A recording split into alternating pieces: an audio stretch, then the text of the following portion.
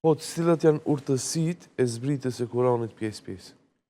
Ajo që po tentum pak nga ajo, mirë po, prap po them se Allahu Dhul Xhelal i ka ditë dhe i din, dhe do t'i din sendet më së miri, që Kur'anin famëlart e zbriti gradualisht pjesë-pjesë, që Allahu thot, kedhalike linuthabbita bihi fuadaka wa rattalnahu tartila.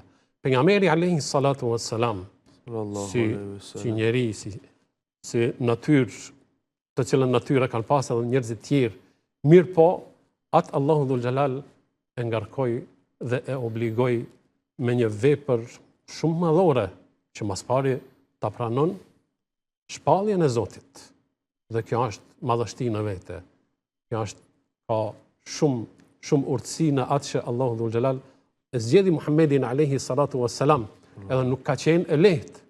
E parat e dini shumë mirë se s'pari herë kur i ka ardhën Gjibrili alayhi salatu wassalam Muhammedit alayhi salatu wassalam në shpellën Hira, ku aty fillon, ku aty është zanafila e shpalljes së Kur'anit, edhe e shtrëngon pejgamberin alayhi salatu wassalam, kjo një ballafaqim i Muhammedit alayhi salatu wassalam me melekun, me atë që Allahu e ka thënë dhe e ka dërguar te Muhammedi alayhi salatu wassalam, edhe nuk ka qenë e lehtë.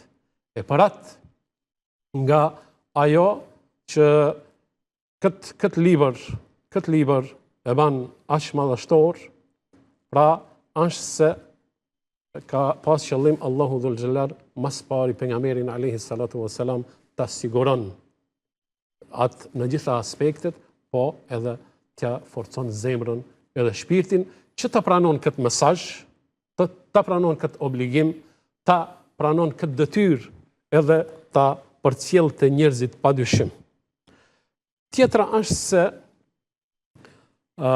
arabët e asaj kohe, të cilët e kanë njoft gjuhën arabe shumë mirë, kanë njoft rrënjësisht edhe kanë njoft gjuhën letrare, kanë pas që kanë njoft, kanë ditë poezie, fjalime, shumë çështje, mirë po, gjuha e Kur'anit është gjuhë në vete.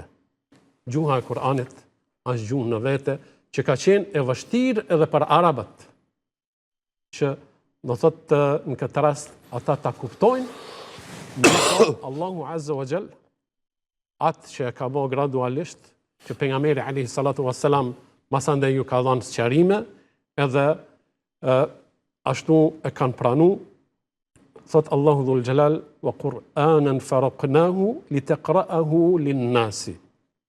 Thot Kur'anin dhe këtë libër, neve ty o Muhammed ta kemi zbrit gradualisht, që ti t'ua lexosh njerëzve, ti t'ua sqarosh njerëzve, t'ua mësosh njerëzve, e kështu t'ja u bash të qartë atë që Allahu Dhul Xhelal e ka zbrit në këtë libër madhështor.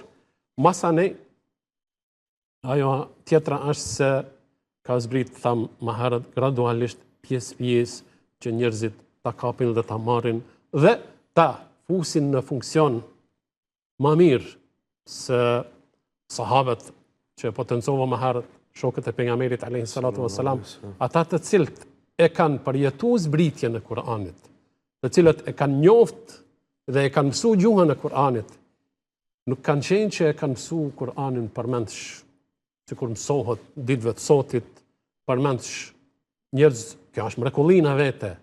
Mirë po ata edhe qëllimin e zbritjes së Kur'anit e kanë ditë se qëllimi i zbritjes së Kur'anit nuk është vetëm që të mësohet përmendsh, apo të lexohet.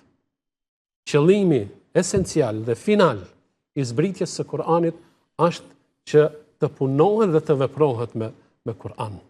Omeri radiallahu ta'ala anhu ka qëndru me vite të tëra në suratul Baqara. Suratul Baqara është me njëherë pas Elhamit, që i ka 286 ajete, 49 faqe, surja më e gjatë. Edhe thuhet që Omerit radiallahu ta'ala anhu i ka zgjat 10 vite deri sa e ka mësu suratul Baqara. A kush ka qenë Omeri? Kush kanë qenë sahabët?